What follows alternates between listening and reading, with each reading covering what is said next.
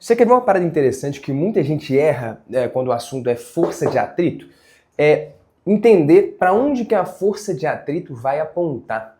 E tem vários casos em que ela vai apontar a favor do movimento. A força de atrito não é contrária ao movimento, mas sim a tendência de movimento. Esse é um conceito importante. Se liga só. Por exemplo, suponha que você tem um bloco de massa emisão apoiado no chão, beleza? Você vai empurrar ele. Bom, o que vai acontecer? Vamos imaginar que agora só o atrito entre esses dois blocos, tem um bloquinho em cima do outro, beleza?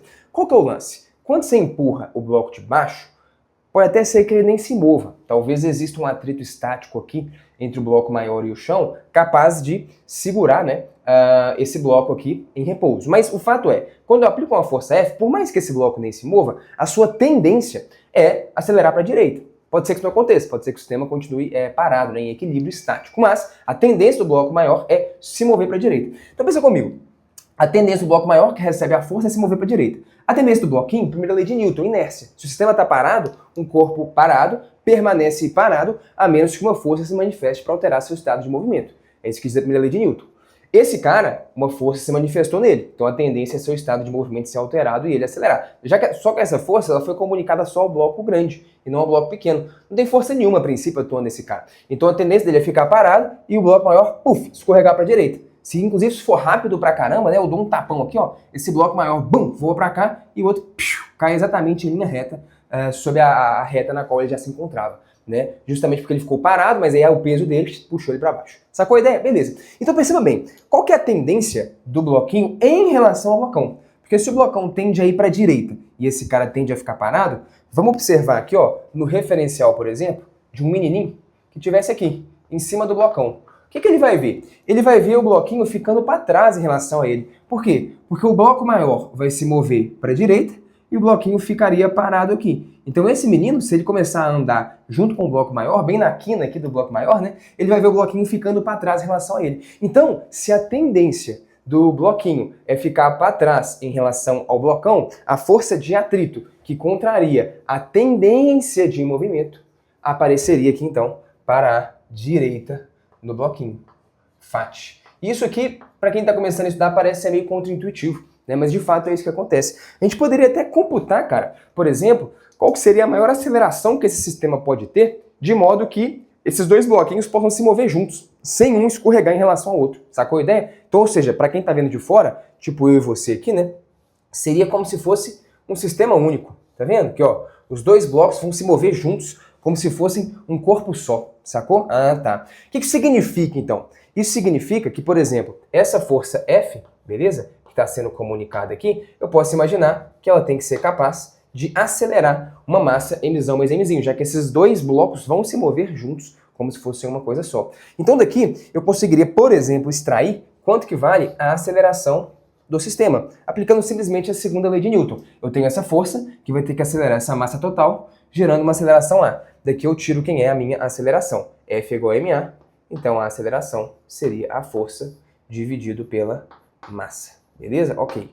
Guarda essa informação aqui. Se eu, por exemplo, for analisar agora separadamente cada bloco, e no caso vamos pegar só o bloquinho aqui. Quais são as forças que atuam nele? Ele tem um peso, beleza? mg. Existe uma normal, que é uma força de compressão que ele troca com um bloco grande, beleza? E existe um atrito. Como é que ficam as equações para esse indivíduo aqui? Pô, naturalmente, na vertical ele está em equilíbrio, ele não está subindo nem descendo. Então a normal, ela anula com peso. Então N é igual a mg. Beleza. E na horizontal, o que está acontecendo? Na horizontal, a força de atrito é justamente a força resultante que vai gerar nele a mesma aceleração A que o blocão tem, que o sistema tem, sacou? Então se eu olho individualmente para o bloquinho, quem acelera ele é o próprio atrito. Ah, tá. Então o que eu vou falar é que essa força de atrito tem que ser capaz de gerar nesse bloquinho a mesma aceleração A que eu já sei que o blocão tem, por exemplo, sacou? Ah, beleza. Então, equacionando, a conta seria F é igual a M vezes A. A força que vai gerar a aceleração é a força de atrito. Estático, no caso, Por que estático? Como o bloco não está se movendo? Sim, mas ele não se move em relação ao blocão. E o que define esse adjetivo estático em relação a que ele tem que estar parado? Pô, bicho, o repouso é relativo, Eu estou parado em relação a você, mas eu estou me movendo em relação a alguém. Então esse estático não é um termo absoluto. Estar parado em movimento é sempre relativo. A característica, o adjetivo estático do atrito é estático em relação ao quê? A superfície na qual o atrito vai atuar. Se o atrito vai atuar na superfície de contato entre bloquinho e blocão, e se o bloquinho justamente não se move em relação ao blocão, né? Então o atrito é estático. Oh, mas ele está em movimento, o atrito é estático? Sim. Então cuidado, o movimento é relativo, ok? Ele não está em movimento em relação ao bloco de baixo, sacou? Beleza, então o atrito é estático. Então a força de atrito estático vai vir aqui, ó, bum, gerar essa aceleração aqui no cara. E aí, cara, existe uma desigualdade de maneira, né? A força de atrito estático, ela tem um módulo variável. A força de atrito estático, ela pode assumir vários valores, mas ela tem um máximo. Ela é menor ou igual a μ vezes normal. Então agora eu vou jogar aqui dentro as coisas. Força de atrito estático é massa vezes a aceleração.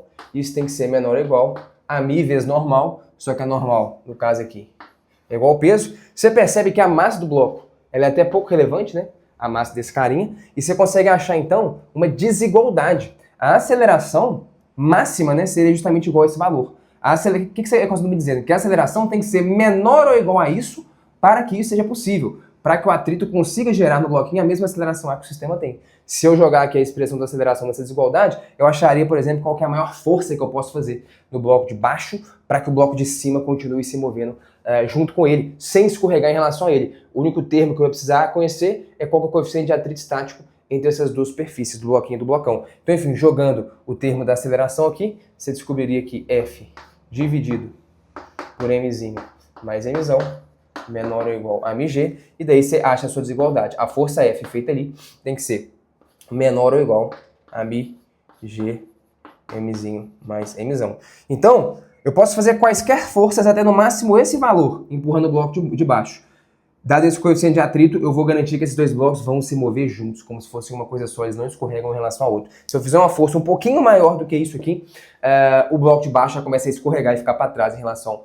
Desculpa, o bloco de cima, né, começa a escorregar e ficar para trás em relação ao bloco de baixo, porque o atrito estático não é suficiente mais para segurar, né, um corpo parado em relação ao outro, por mais que eles estão se movendo em relação a gente, sacou? Então, enfim, isso aqui é um conceito um pouquinho contra-intuitivo, né, quando você começa a trabalhar com força de atrito, situações em que o atrito não só está a favor do movimento, mas é ele que, na verdade, gera esse movimento acelerado aqui e tal, que o sistema tem. Tem um outro exemplo interessante que dá para fazer em relação a isso, que é o seguinte, só um comentário, tá?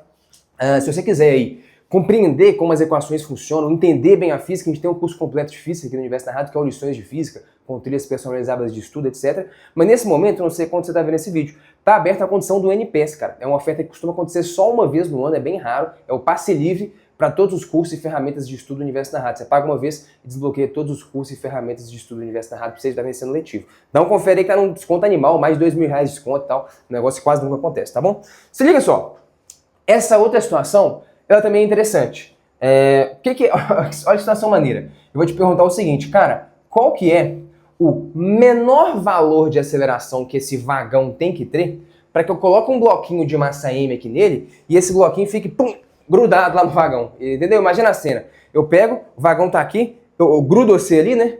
Na verdade eu não grudo, eu não te colo ali, mas o vagão pega e acelera. Bom, se o vagão acelerar, o que vai acontecer? Pô, você vai ficar com as costas grudadas contra ele, né? E dependendo, se a aceleração for intensa o suficiente, você fica grudado ali, meu irmão, e não escorrega. Doideira, velho. Por que isso acontece? Isso é um negócio bastante interessante. Olha que louco. Imagina que você está parado aqui. Beleza, você está aqui. Se o vagão acelera contra você, o que acontece? Ele está gerando uma compressão entre vocês dois. Se ele está gerando uma compressão entre vocês dois, isso é uma força o quê? É uma normal. Ah, cara, tá passando a existir aqui, ó, uma normal de contato. E quando duas superfícies estão em contato, comprimidas uma contra a outra, elas trocam uma força que é perpendicular à superfície de contato, chamada de normal, uma força de compressão. Quanto maior a aceleração, bum, mais comprimido você vai estar contra, o bloquinho vai estar, né, contra essa parede vertical do vagão. E quanto mais comprimido isso aí tiver, maior vai ser o atrito, já que o atrito estático máximo ele é justamente proporcional ao normal, ao quão comprimidas as superfícies estão, né? Quanto maior for a compressão entre duas superfícies, né, mais emaranhada e interpenetrada elas vão estar, então maior é o atrito, mais difícil é você arrancar uma da outra, né, sacou? Então esse é o fenômeno que está acontecendo aqui, só para você entender a ideia. Então quanto mais intensa a aceleração, maior é a compressão entre os blocos, né? Então outra superfície de contato entre eles. A normal é essa força que mede essa compressão, é perpendicular à superfície, mas existe também uma outra força que é paralela à superfície de contato, que é justamente o atrito. Então eu peguei, emaranhei um bloco contra o outro, beleza? E aí existe um atrito que, vai ser aqui, ó, paralelo à superfície de contato, impedindo, por exemplo, esse bloquinho de cair para baixo, que é a tendência dele, né, por conta da força-peso. Sacou? Fiz uma discussão só pra você entender a física do problema e a gente não sair fazendo conta igual um maluco. Mas vamos lá. Coloca o raciocínio aqui então. Veja bem. Quais são as forças que atuam nesse bloco? Beleza? Vou até destacar ele aqui, ó. As forças que atuam são o seu peso, beleza? Ok? Aí aqui a gente tenderia a desenhar uma normal para cima, né? Igual isso aqui acontece, mas não tem normal para cima não, tá bom? Onde que é o contato? O contato é aqui, através dessa superfície vertical. A normal é sempre perpendicular à superfície de contato. O que significa ser perpendicular a uma superfície vertical? Significa estar na horizontal. Então a normal trocada, ela tá nessa direção. Ah, tá. Então a normal, ela vai ser aqui, ó. Beleza? Então aquele lance que eu te falei. O bloquinho tá aqui, beleza? O vagão vem acelerando aqui, bum! Então, eles estão comprimidos aqui. O vagão tá empurrando o bloquinho para frente com a normal, o bloquinho reage, devolve essa força normal no vagão, terceira lei de Newton, ação e reação, mas as forças no vagão não vão interessar a gente, sacou? Então toma cuidado, a normal nesse contexto não tá para cima, ela tá para cá, o princípio é a normal é sempre uma força de compressão perpendicular à superfície de contato entre dois corpos que estão comprimidos um contra o outro, né? Em contato um contra o outro. Já a força de atrito é uma força de cisalhamento, né? Uma força que ela é paralela à superfície de contato e se opondo à tendência de movimento. Se o vagão tá parado, ok? E eu simplesmente solto esse bloquinho aqui, o que vai acontecer? Esse bloquinho vai simplesmente, pum, cair por conta do seu peso. Então a tendência natural dele é o quê? Escorregar, cair para baixo por conta do seu peso. Se a tendência dele é escorregar, aí mais uma vez, a força de atrito que contraria a tendência de movimento, ela vai aparecer aqui, ó, para cima, FAT. Caramba, hein? FAT. E esse atrito pode ser estático, pode ser cinético e tal. Mas, se o nosso problema é entender quais são os valores possíveis de aceleração, tal que o bloquinho não escorregue em relação ao vagão, então o atrito vai ser estático, tá bom? Por quê? Porque eu quero justamente que o bloquinho não escorregue em relação ao vagão. Não escorregar em relação ao vagão, mas eles vão estar em movimento. Como é que é estático? Sim, eles vão estar em movimento, mas o bloquinho não escorrega em relação ao vagão. Essa superfície do bloquinho não se move em relação à superfície vertical do vagão ali, né? Aquela parede vertical. Então seria um atrito estático porque não há movimento relativo. Mesma coisa aqui, o atrito é estático porque não há movimento relativo entre as duas superfícies em questão. Beleza, bicho? Então o que eu equacionaria?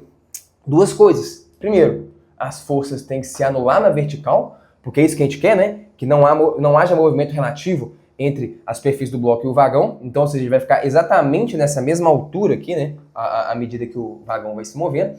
Então, a gente equacionaria aqui, deixa eu colocar aqui embaixo, ó, que o FAT tem que ser igual a mg. Então, equilíbrio de força na vertical. E eu equacionaria o quê, cara? Que essa normal tem que ser capaz de gerar no bloquinho a mesma aceleração A que o vagão tem. De algum jeito, então, né? É como se o sistema estivesse andando como se fosse uma coisa só. Como se esse bloquinho fosse uma protuberância aqui desse vagão. Ou seja, o bloquinho vai ter que ter a mesma aceleração horizontal que o vagão, beleza? Já que o bloquinho vai estar em repouso relativo ao vagão. Então ele tem que compartilhar do mesmo movimento do vagão, beleza? É isso. Então essa normal tem que ser capaz de gerar no bloquinho a mesma aceleração A que o vagão tem. Então você pode equacionar isso aqui, segunda lei de Newton, força resultante, massa vezes aceleração. A força resultante seria a normal, beleza? Isso é igual a massa vezes aceleração. Beleza.